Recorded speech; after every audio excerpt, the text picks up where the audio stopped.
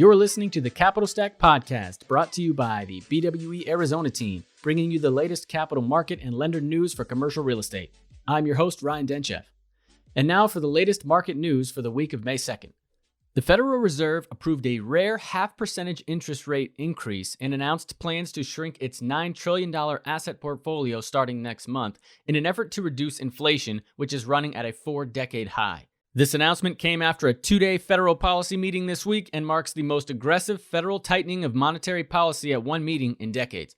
The Feds typically lift interest rates in quarter percentage point increments, and the last time they raised rates by a half point was 20 years ago in 2000. The Feds made it clear that rate hikes will most likely continue at the next meeting in June and are even suggesting another half-point increase, which would mark the first back-to-back rate increase of more than a quarter point each since 1984. Treasury tenors for maturities longer than 3 years are all at 2.96% or above. The benchmark 10-year Treasury has traded in a relatively defined range of 2.91 to 3% thus far into the week, this after seeing a trading range of at least 20 basis points for the previous 4 weeks.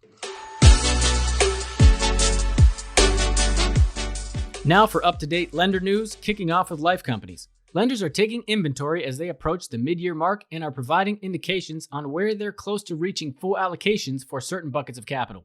The extreme volatility has caused some lenders to take more of a calculated approach as they reacted to the markets. The dramatic upswing of the 10-year Treasury, along with the widening of the BBB corporate bonds, has caused significant disruption in pricing and proceeds for many borrowers. Currently, pricing spreads are approximately 1.5 to 1.9% for lower leverage, attractive deals in the 60 to 65% loan-to-value range. Retail and office property types can yield an approximate spread of 1.9 to 2.5%. Most life company lenders continue to move forward with business as usual and chose not to sit on the sidelines as the markets react to disruptions. The life companies have been consistently competitive and are winning business on all fronts, most notably for their ability to lock rate at application even in today's volatile rate market.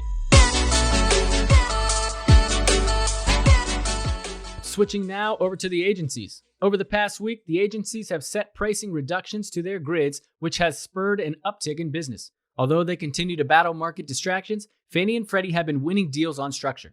For example, they're willing to provide partial full-term interest only on deals that are lower leverage with 50 to 55% loan-to-value and debt service coverage ratio of 1.25. Currently, most of these deals in the pipeline are refinances with minimal acquisitions. As they continue to evaluate how to remain competitive in the market, the agencies have discussed providing longer-term loans of a 35-year amortization. These loans would be considered for strong repeat borrowers.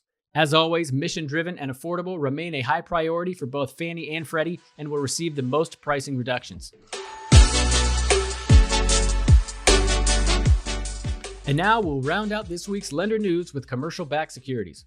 Cmbs lenders continue to provide liquidity to the market as they navigate these turbulent times. They have large appetites for multifamily, retail, and office deals, which they're winning some of the business on leverage and interest-only loans. However, pricing has remained flat over the past couple of months, reflecting all-in rates at approximately 5% for retail and office deals. There will be 2 securitizations hitting the market this week, which will provide pricing indications. So here's your quick market recap. The Federal Reserve approved a rare half percentage point interest rate increase and announced plans to shrink its $9 trillion asset portfolio starting next month in an effort to reduce inflation that is running at a 4-decade high. The agencies have reduced their pricing grids this week, resulting in an uptick in business, and the life companies have consistently been competitive and winning business on all fronts, most notably for their ability to lock rate at application even in today's volatile market. Thank you for listening to this week's Capital Stack Podcast. For more information on what was discussed during this episode, reach out to BWE's Arizona Team. Contact information provided in the description of this episode.